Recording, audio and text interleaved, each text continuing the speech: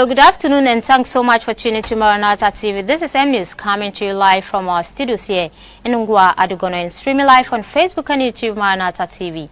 GH, my name is Margaret Kado. Coming up in the top stories. Deputy General Secretary for the New Patriotic Party (NPP), Nana Obiri-Bwahin, has revealed there are arrangements for him to manage Vice President Dr. Mahamudu Bawumia's bid to lead NPP in 2024 elections. In the world of business, Ecobank Ghana present dividends of 28.8 million Ghana cedis to SSNIT. Now in the foreign front, the police has revealed that foreign hit squad has killed Haiti's president.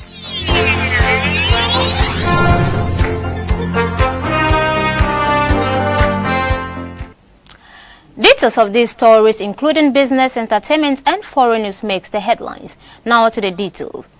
Deputy General Secretary for the New Patriotic Party (NPP), Nana Obiri-Bwahin, has revealed that there are arrangements for him to manage Vice President Dr. Mahamudu Bawumia's bid to lead the NPP in the upcoming 2024 elections. This is on the condition that the Vice President decides to contest the party's presidential primaries. Nana Obiri-Bwahin, who also has endorsed the candidature of Dr. Bawumia, says he will resign as Deputy General Secretary when the party opens the window for campaigning.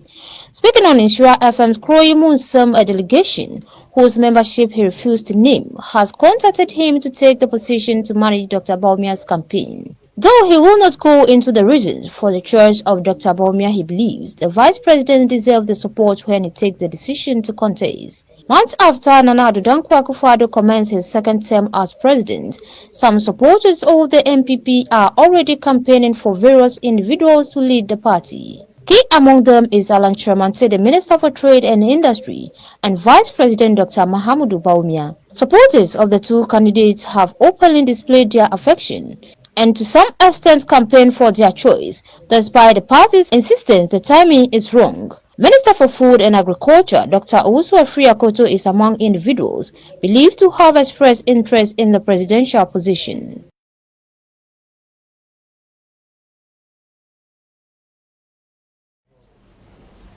The Director of Public Affairs of Parliament, Kate Addo, says the backlash on members of Parliament over a car loan agreement proposed for the purchase of vehicles for them is unfounded.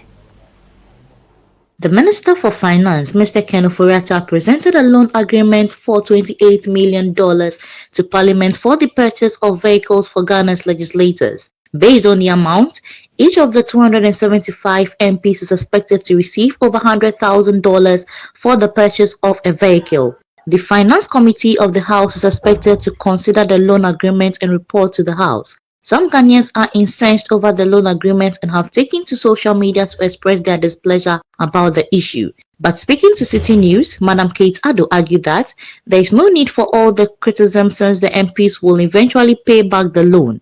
There have been situations of MPs failing to pay back car loans. In 2017, the Microfinance and Small Loan Center was on the heels of some members of Parliament who bought their vehicles on loan but had defaulted in paying back several years after.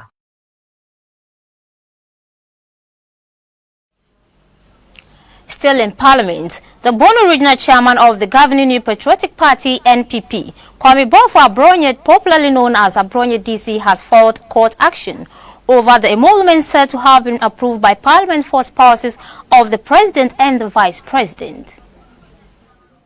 In the application filed at the Supreme Court on Thursday, July 8, 2021, and cited by the media, Abronyet DC prayed the Apex Court to rule that the presidential spouse emolument is null and void. Abronyet DC insisted that the First and Second Ladies do not fall under Article 71 office holders, hence the committee set up to determine salaries and gratuities for Article 71 office holders aired in its recommendations. Mr. Abronyet DC also contended that the Emolument Committee exceeded its mandate by making recommendations for the emolument for presidential spouses, that the committee was only limited to determine salaries and other benefits and privileges of all public office holders. By his action, Abronyet DC is invoking the original jurisdiction of the Supreme Court to interpret Article 71 of the 1992 Constitution. The Member of Parliament MP for Sadaya constituency, Raksin Dapamako, and his counterpart for Bilsasat Clement Apak have also gently followed a similar action at the Supreme Court. They want the court to declare that the Professor Ntiamu Abedu committee tasked to make recommendations in respect of salaries and allowances payable to Article 71 office holders exceeded its mandate by making recommendations for the emolument to be extended to the spouses of the President and the Vice President. They thus want the court to stop the government from making any payment to the spouses of the President and Vice President. He also said it is instructive to point out that they find the attempt to institutionalize the payment of salaries to the spouses of the President and the Vice President as an attack on the Constitution of the country. The provision of Article 71 of the 1992 Constitution is elaborate and ambiguous by listing the public officials born to draw their salaries from the Consolidated Fund. However, Kenyans are angry since it came to the public domain that Parliament had already approved the emolument for the First and Second Ladies, Mrs. Rebecca Akufo-Addo and Samira Bawumia. Some directly chastised the Akufo-Addo government for the development, but Information Minister Kojo Oppong-Nkrumah explained that the payment of the said allowances is not a new phenomenon and that it was instituted under the Kufuor administration but was only being formalized by the current government. Away from that story, the three-member committee of inquiry investigating the dry unrest has requested for an extension of its deadline to enable it complete its work. The committee is asking for an extension to July 16, 2021, instead of the July 10 deadline, which ends this Friday. President Akufo-Addo on Wednesday, June 30, 2021, instructed Ambrose Derry to conduct a public inquiry in 10 days into the chaos that resulted in the death of 2 persons following the killing of a social activist, Ibrahim Muhammad, also known as Kaka. Mr. Derry subsequently on Thursday, July 1, 2021, named the members of the committee for the exercise. The committee subsequently scheduled its first sitting for Tuesday, July 6, 2021. In effect, by the July 10 deadline, the committee would have worked for only 4 days, which is far below the 10 days timeline. According to the committee, there are more testimonies to be taken, which makes the extension critical. The committee has so far taken testimonies from about 10 witnesses, including journalists, police and military officers, as well as political appointees in the jurisdiction of the incident. Meanwhile, the family of the deceased social activist, who were expected to appear before the committee on Friday, July 10, 2021, has served notice they will not appear due to their doubts about the outcome of the committee's work based on their performance so far. The president's directive for the setting up of the committee followed the killing of 2 people and the injuring of 4 others by soldiers during a protest against the killing of a social activist, Ibrahim Muhammad. M-News returns shortly with business news.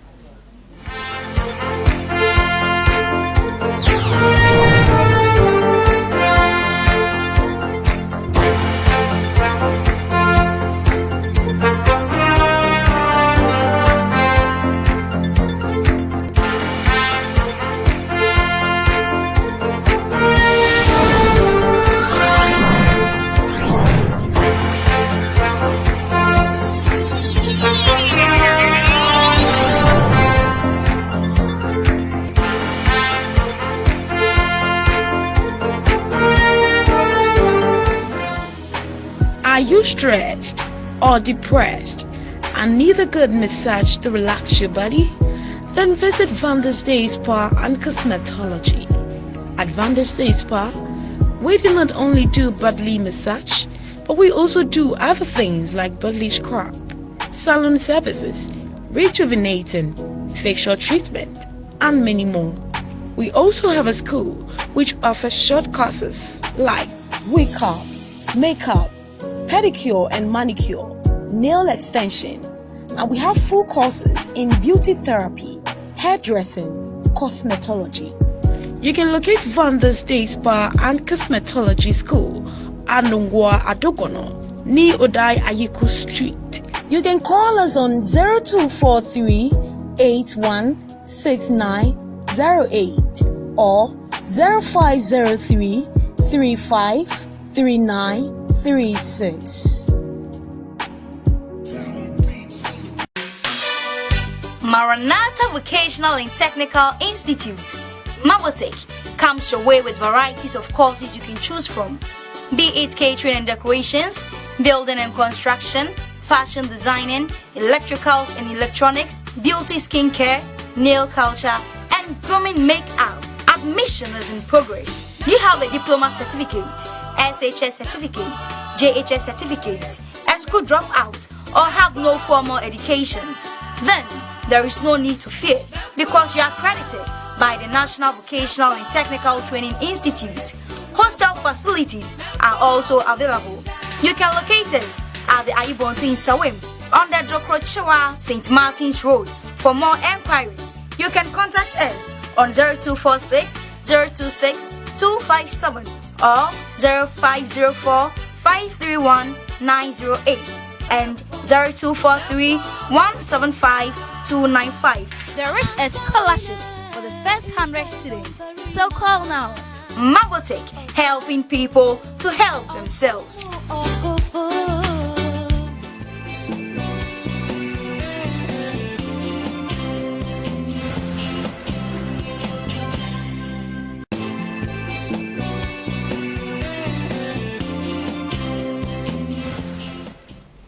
Welcome back from the commercial break. Let's now do some business news.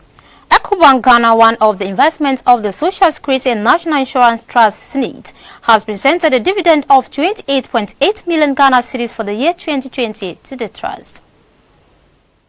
This represents an increase of 83% over the 2019 dividend payment of 15.7 million Ghana cedis. Mr. Daniel Saki, the managing director of Ecobank Ghana, presented the dividend, said even though the Bank of Ghana had directed that dividends should not be paid for the 2020 financial year due to the COVID-19 pandemic and its possible impact on the balance sheet of banks, considering the strong performance of the bank and following further engagement with the regulator, we were given the go-ahead to pay dividends to all our shareholders. He said, being one of the key investment vehicles of SNET, which was the second largest shareholder after Ecobank parent company, Ecobank Transnational Incorporated, it was proper that on an annual basis, the bank came to render account to the investor. The managing director said that this year, Ecobank was quite proud and happy to have returned a significant amount of dividends to SNET. Mr. John Ofori Tinkran,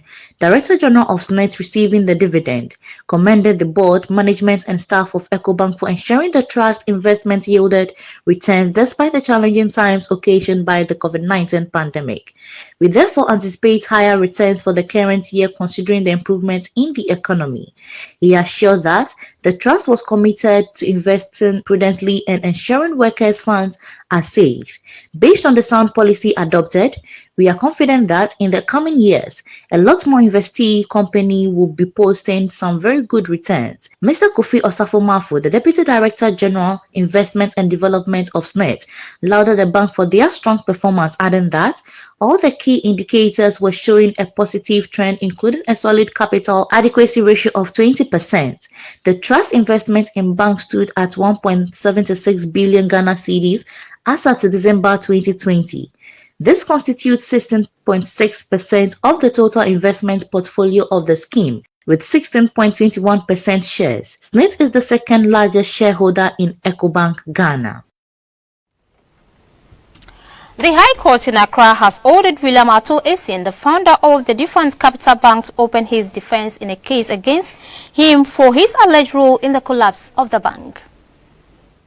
Mr. Essien and three other former top executives of the collapsed entity, Mr. Odonko, Tetenete and Kate Kwate, have been charged with 26 counts of criminal offences, including stealing and defrauding by false pretenses for their respective roles in the collapse of the bank. However, the court at its sitting on Thursday, July 8, 2021, acquitted Kate Kwate, describing her as only having acted childishly and not criminally. Madam Kate, who is the chief executive of the RCO, was charged with conspiracy to steal, stealing and laundering of the money stolen. But Justice Eric Chebafo, in a ruling of a submission of note case today, described her role in the events leading up to the collapse of Capital Bank as childish, The Lane Church said as a businesswoman she did not exercise her business acumen in relation to her dealings. Per the court ruling, William Ato Essien, the first accused person in the trial, also stands acquitted and discharged on count 24, 25 and 26 of the charges, such as will not be answering to them in his defense.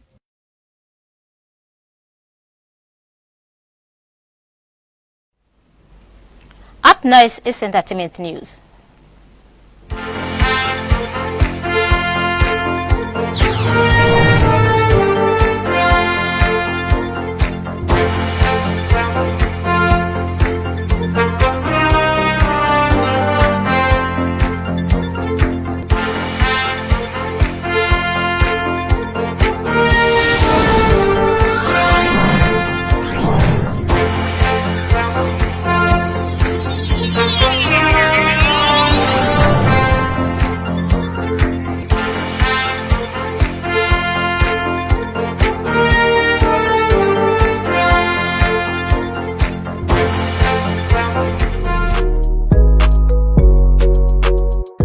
Want to spend your time away, living your life in affordable luxury? Here you are with Shiloh Guest House, the nation's first best ever guest house. We pride ourselves with our superior customer service and premium rooms being meant for kings and queens. Our front style eloquence speaks for itself, and we can't wait to give you a taste of a true luxury is all about. And after a night, rest is guaranteed with a glow most comfortable bed with neat and good mattresses with twinkle surroundings and warm atmosphere. The whole family to dive in, come rain or shine. Businessmen or women, parents and kid alike, get away with the reward of free Wi-Fi. The environment beauty is uncomparable. Shiloh Guest House is just in Teshinwa Estate near A Life Junction. For further enquiries, you can contact us on 0241 972076, 0558 414718 and 0555 940 103. Shiloh Guest House, bursts and quality assured.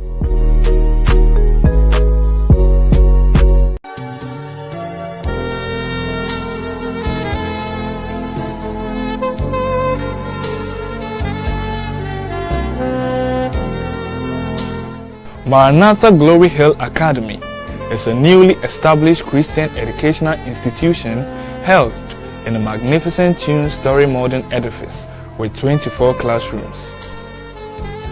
The school has a Montessori that admits children from 1 year to 5 years and primary 1 to 6.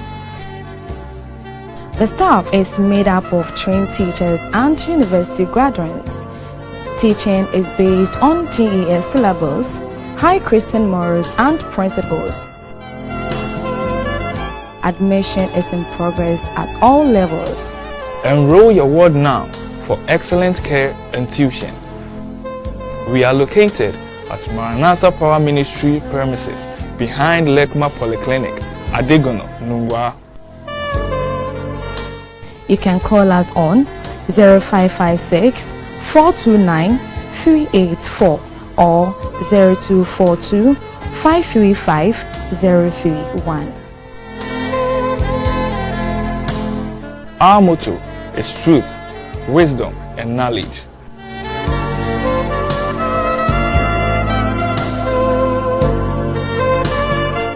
Enroll your ward now for excellent care and tuition.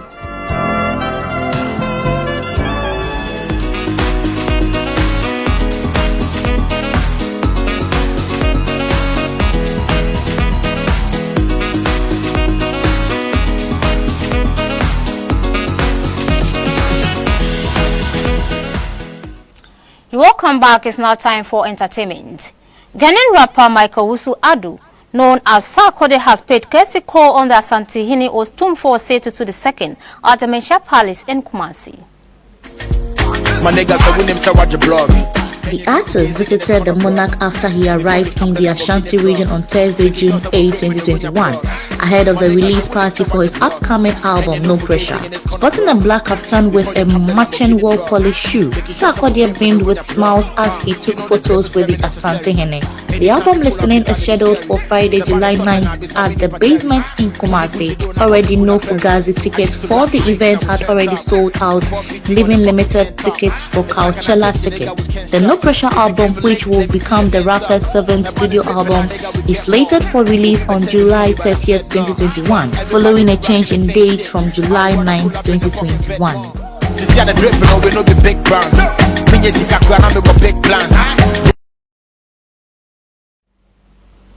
Now to the foreign front. Haiti police have presented weapons and some of the detained suspects to the media and revealed that a hit squad composed mostly of retired Colombian soldiers have assassinated the Haiti's president. The group included 26 Colombians and 2 Americans of Haitian origin, Police Chief Leon Chasto reported. 8 of the suspects are still on the run, while 17, including the 2 Americans, have been arrested. The remaining suspects were shot dead during gun battles with the police in the capital. A group of gunmen burst into the president's private residence in the early hours of Wednesday. Mr. Moi's wife, Martin, was injured in the attack and has been flown to Florida for treatment, where she is said to be in a stable condition. It is, however, not yet clear who planned the attack or what motivated it. Haiti's interim Prime Minister Claude Joseph, however, told the BBC that the 53-year-old president may have been targeted because he was fighting hooligans in the country. On Thursday, police presented some of the suspects to the media along with weapons, Colombia passports and other evidence. Foreigners came to the country to kill the president, Mr. Charles said. However, a number of cars have been set on fire as anger grows over the killing. Colombia's government has said at least 6 members of the alleged hit squad appear to be retired members of its military. It has pledged to assist Haiti with its investigation effort. The U.S. State Department meanwhile said it could not confirm if any of its citizens had been detained. Investigators are still searching for the mastermind of the killing, which has triggered some civil unrest in what is the poorest nation in the Americas. Angry crowd gathered on Thursday to watch the police operation in the capital. Some cars were charged and people gathered outside the police station where the suspects were being held. However, a state of emergency remains in force across the country. The assassination has prompted confusion over who is in charge of Haiti. The constitution says the president of the Supreme Court should take over, but he recently died of COVID-19. After that, the amendment suggests the prime minister should lead. A recap of the top stories. Deputy General Secretary for the New Patriotic Party (NPP), Nana Obiri-Bwahin, has revealed the arrangement for him to manage Vice President Dr. Mahamudu Bawumia's bid to lead NPP in 2024 elections. In the world of business, Ecobank Ghana present dividends of 28.8 million Ghana cedis to SNID. Now in the foreign front, the police has revealed that foreign hit squad has killed Haiti's president.